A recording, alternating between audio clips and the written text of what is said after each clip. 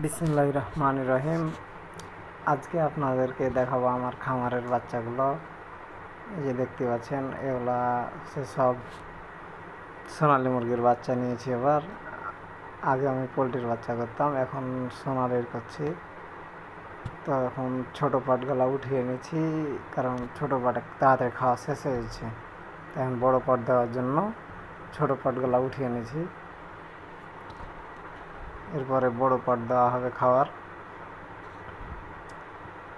তো আমার সোনালির বাচ্চাগুলা কেমন হয়েছে আপনারা বলবেন, কমেন্ট করবেন।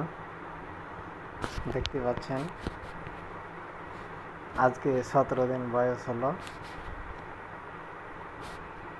এর আগে কোনো দিন সোনালি করিনি, এবারই প্রথম সোনালি করছি। এর আগে আমি পোলট্রির বাচ্চা করতাম।